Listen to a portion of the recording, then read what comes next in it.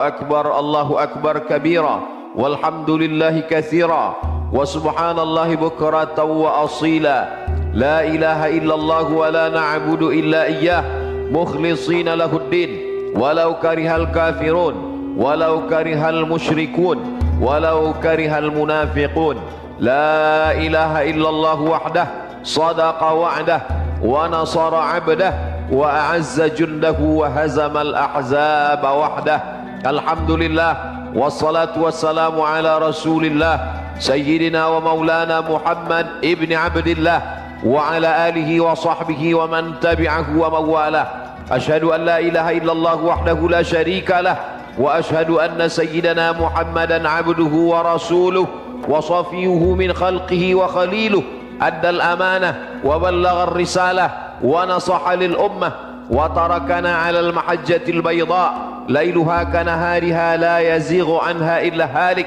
اللهم صل على سيدنا محمد النبي الأمي وعلى آله وصحبه وبارك وسلم قال الله تعالى في القرآن العظيم وهو أصدق القائلين أعوذ بالله من الشيطان الرجيم يا أيها الذين آمنوا اتقوا الله حق تقاته ولا تموتن إلا وأنتم مسلمون وقال تعالى في آية أخرى يا أيها الذين آمنوا اتقوا الله وقولوا قولا سديدا يصلح لكم أعمالكم ويغفر لكم ذنوبكم ومن يطع الله ورسوله فقد فاز فوزا عظيما عباد الله أوصيكم ونفسي بتقوى الله وطاعته فقد فاز المتقون. Hadirin hadirat jamaah Idul Adha yang dimuliakan Allah Subhanahu wa taala. Hari ini hari yang digantikan Allah Subhanahu wa taala, menggantikan dua hari raya jahiliyah. Ketika Nabi sallallahu alaihi wasallam sampai ke kota Al-Madinah Al-Munawwarah, qad abadalahuma khairan minhuma. Allah sudah menggantikan hari raya jahiliyah kamu dengan dua hari raya yang lebih hebat, yang lebih dahsyat, yang lebih besar. Itulah dia Idul Fitri dan Idul Adha. Pada hari ini saudara-saudara kita di tanah suci berkumpul dari mulai Mina ke Padang Arafah, dari Arafah ke Musdalifah, dari Musdalifah kembali ke Mina melantar jumrah ula, wusta dan Aqabah. Setelah itu akan dilanjutkan ke kota Makkah Al-Mukarramah melaksanakan tawaf ifadah dan sa'i. Sedangkan kita di tanah air, di seluruh penjuru dunia mengagungkan Allah Subhanahu wa taala pada 3 hari. Pada 4 hari lengkapnya, hari nahar ditambah 3 hari tasyrik.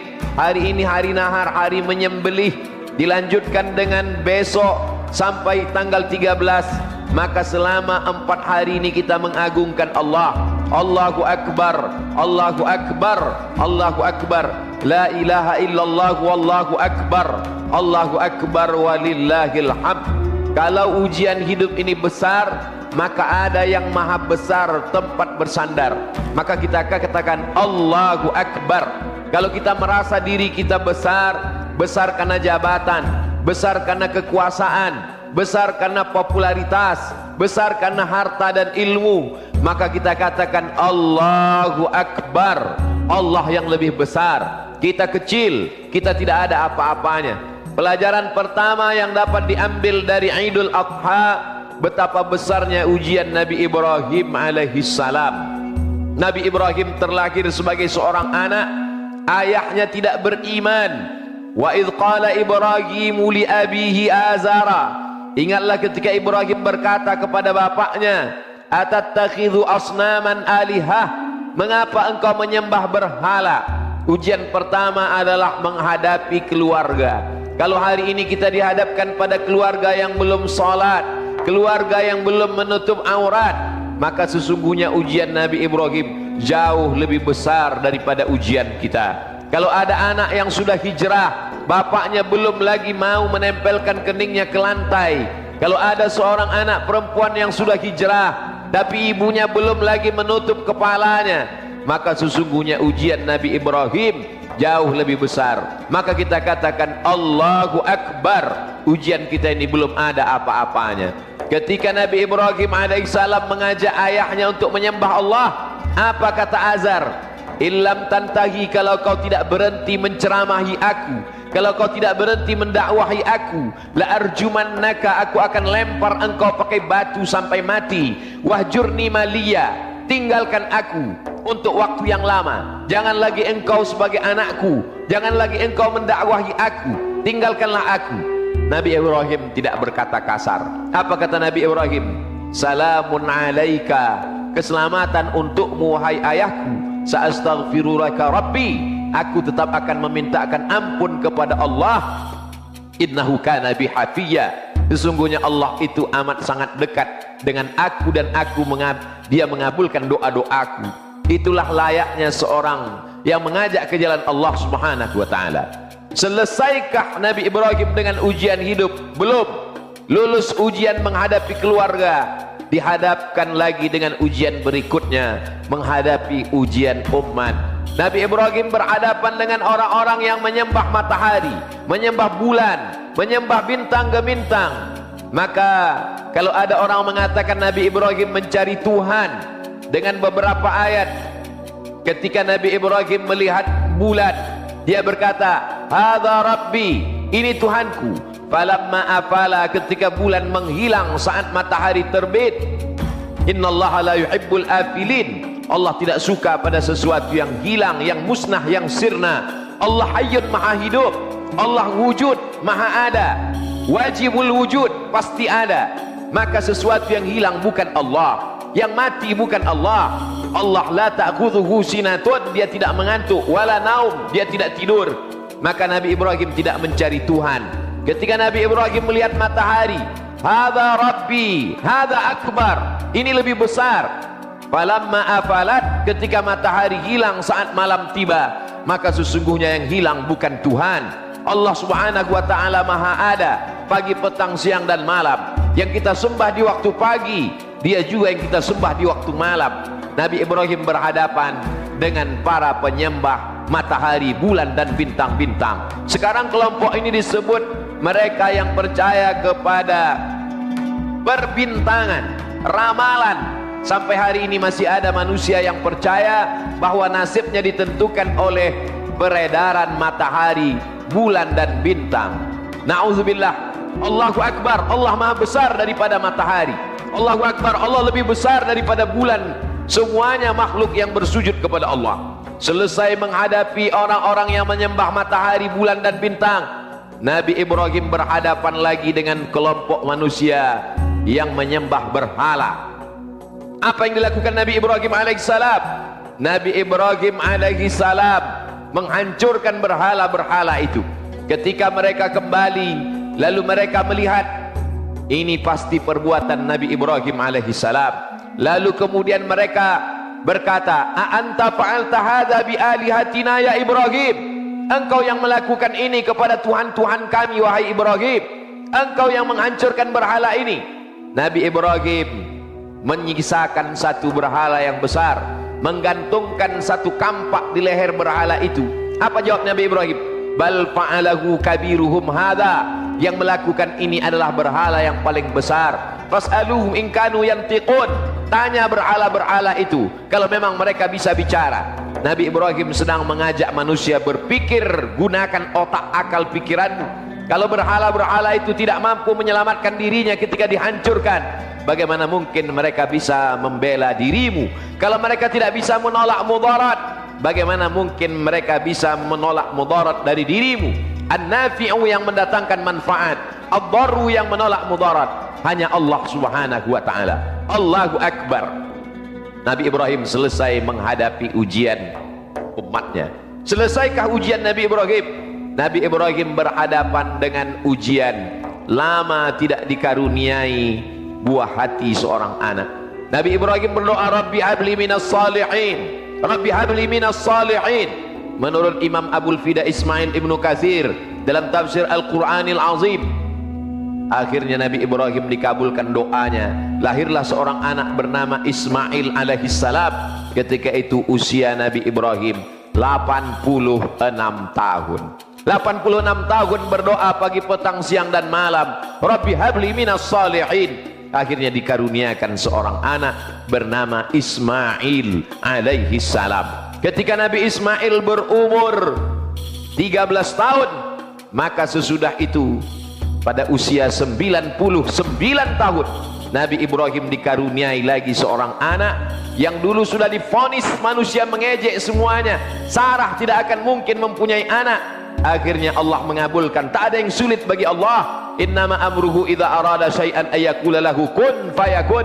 Akhirnya Sarah melahirkan anak, seorang laki-laki. Itulah dia Ishak. Kedua-duanya anak-anak yang saleh. Kita menyebut dalam salat kita, kama sallaita ala Ibrahim wa ala ali Ibrahim, kama barakta ala Ibrahim wa ala ali Ibrahim. Kenapa disebut nama Ibrahim? Karena ujian berat dilalui oleh Nabi Ibrahim. Ujian berat itu tidak ada apa-apanya, karena kita bersandar kepada yang maha besar. Allahu Akbar, Allahu Akbar, Allahu Akbar, la ilaha illallah wallahu akbar, Allahu Akbar walillahil hamd. Selesaikah ujian Nabi Ibrahim? Belum. Anak yang lama ditunggu itu ternyata mesti disembelih. Ya bunayya, wahai anakku, inni ara fil manam, aku lihat dalam mimpiku, anni azbahuka, aku menyembelih lehermu. Fanzur madza tara, apa pendapatmu? Apa jawab Nabi Ismail alaihissalam? Ya abati, wahai ayahanda, if'al ma tu'mar, laksanakan perintah Allah. Satajiduni insyaallahu minas sabirin, insyaallah kau dapati aku termasuk orang-orang yang sabar. Pelajaran pertama yang dapat kita ambil, bahwa hidup adalah ujian. Jangan kita berpikir kalau kita sudah salat, kalau kita sudah berzakat, kalau kita sudah taubat, kalau kita sudah hijrah, lalu hidup kita senang, hidup kita tenang, tidak ada ujian. Berapa banyak orang yang sudah hijrah, yang sudah mengaji, yang sudah berhenti minum khamar, ketika ujian datang dia komplain, kenapa Tuhan tidak adil, kenapa saya sudah baik, kenapa ujian hidup tetap ada. Nabi Ibrahim orang paling baik. Nabi Ibrahim dipilih Allah di antara nabi-nabi. Nabi Ibrahim dipilih Allah di antara rasul-rasul, salah satu ulul asmi, tapi ujian hidupnya tetap ada. Apalagi kita, Islam tidak membuat orang berubah. Yang dirubah itu adalah cara pandang kita. Kita tetap sakit, tapi kita tidak menganggap sakit itu sebagai laknat. Boleh jadi sakit itu adalah cara Allah menghapuskan dosa-dosa. Kita mungkin tetap kesulitan ekonomi, tapi kita tidak menganggap kemiskinan itu sebagai laknat. Boleh jadi menurut ilmu Allah, tidak kaya lebih baik daripada kaya melupakan Allah subhanahu wa ta'ala. Tapi kita tetap berusaha dan berikhtiar mencari rezeki untuk punya uang, membangun masjid, berkurban. Fasalli li rabbika, salatlah, wanhar, dan berkurbanlah. Berkurban orang kaya, membangun masjid orang kaya, melaksanakan ibadah haji orang kaya. Tapi kalau sudah berusaha, ikhtiar, rezeki belum juga kunjung tiba, tidak ada jalan lain kecuali berhusnuzan kepada Allah subhanahu wa ta'ala. Allahu Akbar, Allahu Akbar, Allahu Akbar, la ilaha illallah wallahu akbar, Allahu Akbar walillahil hamd. Pelajaran kedua yang dapat kita ambil dari Idul Adha, bahwa kita diperintahkan untuk menyembelih hewan kurban. Fasalli li rabbika, berbanyaklah salat, beribadah kepada Allah untuk membalas apa? Inna a'tainakal kautsar, kami sudah memberikan nikmat yang besar kepada engkau. Sudah kami berikan engkau nyawa hingga hidup di atas muka bumi Allah. Matamu terbuka, telingamu mendengar, kakimu melangkah, tanganmu menghayun, hidupmu tenang, perutmu kenyang, hatimu lapang. Inna a'tainakal kautsar, kami sudah memberikan nikmat yang besar. Bagaimana cara membalas nikmat Allah? Fasalli, perbanyaklah salat, wanhar, dan berkurbanlah. Salat sebagai wakil dari ibadah badan. Ada namanya ibadah badan, salat, tawaf, sa'i, wukuf, ini semua ibadah badan. Jihad fisabilillah, ibadah badan. Tapi ada namanya ibadah harta, zakat, wakaf, infak, sedekah. Hari ini dua-duanya kita laksanakan. Fasalli li rabbika, laksanakan salat Idul Adha, wanhar, setelah itu sembelilah hewan kurban. Wa innad dama la yaqa'u minallah bimakan, hewan sembelihan kurban yang disembelih jatuh darahnya sampai ke tanah, dari leher ke tanah tidak sampai 5 detik, ada yang lebih cepat daripada tetesan darah. Ampunan Allah kepada orang yang berkurban. Wa innaha la ta'ti yaumal qiyamah. Hewan kurban itu nanti akan datang pada hari kiamat. Biquruniha dengan tanduknya, wa as'ariha dengan bulunya, wa aslafiha dengan kukunya. Tanduknya, bulunya, kukunya akan datang pada hari kiamat, bersaksi di hadapan Allah Subhanahu wa ta'ala bahwa ini orang sudah beribadah kurban. Bagi yang belum mampu pada tanggal 10, terbuka rezekinya, dibukakan pintu hatinya, dia masih bisa berkurban tanggal 11. Tidak mampu tanggal 11, dibukakan Allah pintu rezeki, masih bisa tanggal 12 sampai puncaknya tanggal 13. Selesai sholat asar masih bisa menyembelih kurban selama matahari belum terbenam pada tanggal 13 Zulhijjah, bulan yang dimuliakan Allah Subhanahu wa ta'ala. Kesempatan 4 hari dimanfaatkan sebaik-baiknya. Kalau ada kendala, maka sesungguhnya la yukallifullahu nafsan illa wus'aha. Allah tidak membebani orang di luar kemampuannya. Bagi yang kaya, ada hartanya, berkurbanlah. Bagi yang tidak mampu, jangan bersedih hati, jangan berkecil hati, jangan kecewa, karena sesungguhnya Allah Subhanahu wa ta'ala tidak membatasi ibadah pada kurban saja. Berzikir juga ibadah, mengagungkan Allah ibadah. Mengagungkan Allah tidak hanya sekedar beramai-ramai, ketika sendiri di rumah pun kita mengagungkan Allah dengan bertakbir, Allahu Akbar, Allahu Akbar, Allahu Akbar, Allahu Akbar, walillahil hamd. Menyembelih hewan kurban dianjurkan orang yang berkurban menyembelih sendiri. Kalau tidak mampu, tidak berani, tidak ada ilmunya, boleh disembelihkan orang lain. Menyembelih hewan kurban dianjurkan untuk disaksikan. Kenapa menyaksikan hewan kurban? Ini adalah syiar. Wal budna ja'alnaha lakum min sya'airillah. Penyembelihan hewan kurban itu kami jadikan sebagai syiar mengagungkan agama Allah. Ketika menyembelih hewan kurban, kita sedang melihat kambing, sapi, unta dipotong lehernya, putus urat nafasnya, putus urat makannya. Itu penderitaan terakhir bagi hewan kurban. Setelah itu dia akan mati, dia menghadap Allah Subhanahu wa ta'ala. Bagaimana dengan kematian kita? Sudahkah kita siapkan husnul khatimah? Sudahkah kita siapkan akhir kalam kita la ilaha illallah? Kalau binatang mati, sekali mati selesai berakhir. Tapi kalau manusia mati, dia masih menghadapi pertanyaan malaikat mungkar nakir. Dia masih menunggu sampai hari kiamat.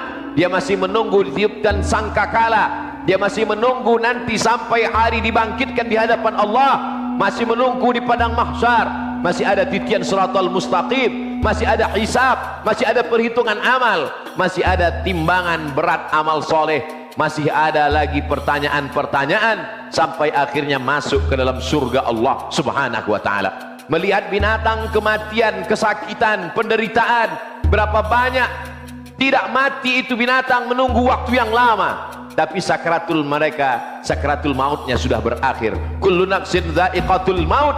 Setiap manusia pasti akan mati. Kematian kambing, sapi, lembu dan onta yang kita lihat hari raya kurban, kematian yang penuh dengan penderitaan. Kematian kita jauh lebih menyakitkan bila kita tidak husnul khatimah. Maka di antara doa yang diajarkan Nabi sallallahu alaihi wasallam, Allahumma ja'al khaira ayyami yauma alqaka fih. Jadikanlah sebaik-baik hariku hari pada saat aku mati husnul khatimah, aku bisa bertemu dengan Engkau ya Allah. Faman kana yarju liqa'a rabbih, siapa yang berharap berjumpa dengan Allah, falyamal amalan salihah, maka hendaklah dia beramal saleh, wala yusyrik biibadati rabbih ahada. Yang dibawa bekal hanyalah amal saleh dan tidak mempersekutukan Allah Subhanahu wa ta'ala. Sapi kurban yang disembelih mati selesai, tapi kita masih meninggalkan hutang piutang. Ahli waris yasma'ul mayyita salasun, yang mengiringi mayat ada 3. Yang pertama ahluhu, istrinya, anaknya, kawannya, sahabatnya, jamaahnya, tetangganya ikut mengiring ke liang lahat. Yang kedua maluhu, hartanya, mobilnya, kendaraannya, semuanya dibawa ke pelataran parkir. Tapi pada akhirnya wa yabqa wahidun, yang tinggal cuma 1. Yarji'usnani, yang 2 pulang ke rumah, anak istri akan pulang ke rumah, harta akan pulang, yang tinggal hanya 1. wa yabqa wahidun, yang tinggal hanya amaluhu. Kalau pernah kaki dibawa ke masjid, kalau pernah tangan bertasbih, kalau pernah mulut membaca Al-Quran, kalau pernah berzakat, berinfak dan bersedekah, itulah yang akan dibawa menghadap Allah Subhanahu wa taala. Allahu akbar, Allahu akbar, Allahu akbar, walillahil hamd. Pelajaran ketiga yang terakhir yang dapat kita ambil dari Idul Adha adalah bagaimana mendidik anak seperti didikan yang diperoleh oleh Nabi Ismail alaihi salam. Lagi-lagi kita diingatkan, beberapa hari terakhir kita didapatkan, dibacakan berbagai macam berita bagaimana kelakuan anak-anak yang merusak harkat martabat orang tua, terlalu buruk perbuatannya untuk dibacakan, disebutkan pada khutbah yang suci. Kita membaca setiap hari di media sosial bagaimana kelakuan anak-anak zaman ini. Ini semua tanggung jawab. Kullukum ra'in, setiap kepala rumah tangga adalah pemimpin, wa kullukum mas'ulun an ra'iyatih, kelak akan ditanya di hadapan Allah Subhanahu wa taala. Kemana kita masukkan anak-anak kita?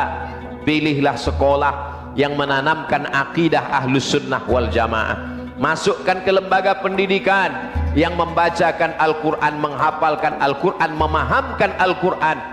Tidak ada yang dapat bentengi anak-anak kita dari arus globalisasi, tantangan zaman yang luar biasa, kecuali pendidikan agama.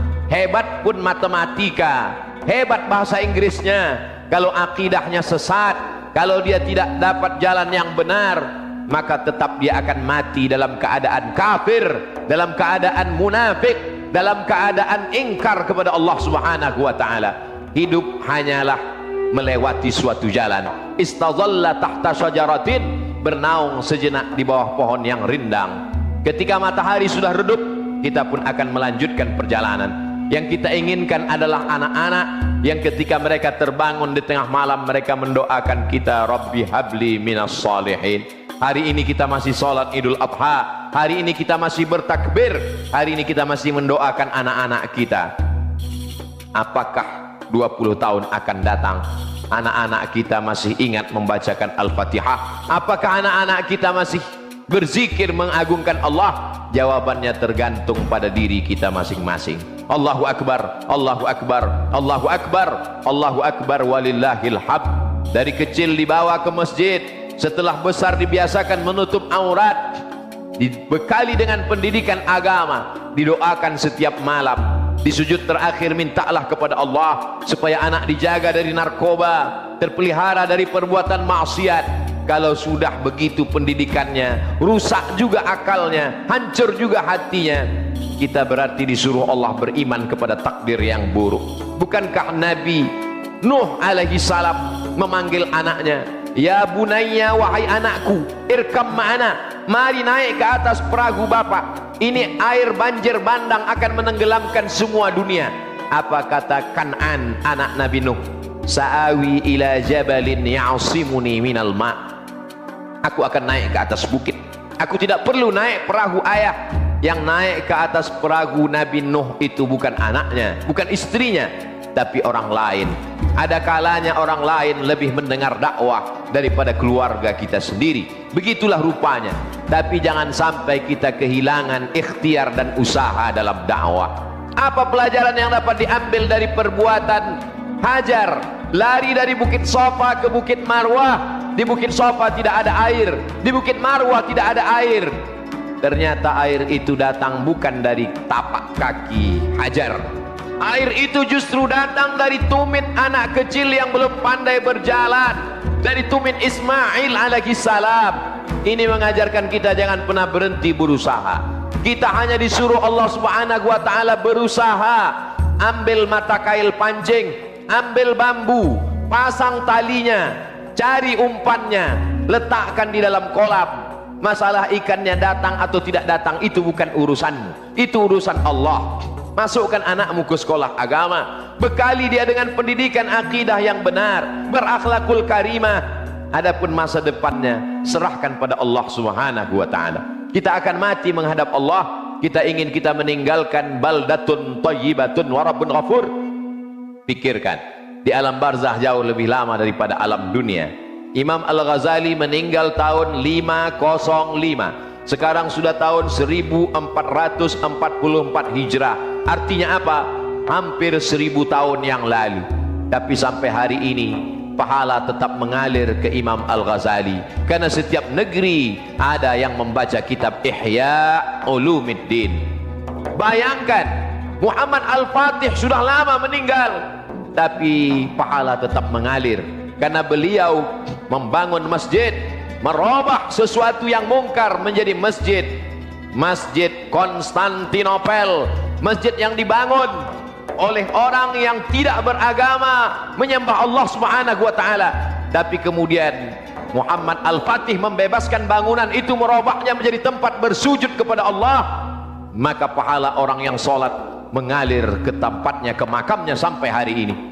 Bagaimana dengan kita? Kalau kita mati, apa yang kita tinggalkan? Jangan dijawab dengan lidah, begitu mudah menggerakkan anak lidah, tapi jawablah dengan hati dan pikiran serta amal ke depan. Kita tinggalkan anak-anak yang soleh dan soleha. Kita tinggalkan tanah wakaf tempat orang belajar agama. Kita tinggalkan ilmu pengetahuan lewat tulisan buku dan ceramah. Yang lain hanya tinggal kenangan semata. Kita berasal dari tanah. Setelah mati kita akan dimakan cacing tanah. Selepas itu tulang belulang kita pun akan hancur menjadi debu, hilang tak berkesan, tak meninggalkan apapun. Yang kita tinggalkan hanyalah amal. Harimau mati meninggalkan belang, gajah mati meninggalkan gading, manusia mati meninggalkan nama. Yang ditinggalkan nama yang baik atau nama yang buruk. Allahu Akbar, Allahu Akbar, Allahu Akbar, la ilaha illallah wallahu akbar, Allahu Akbar, walillahil hamd.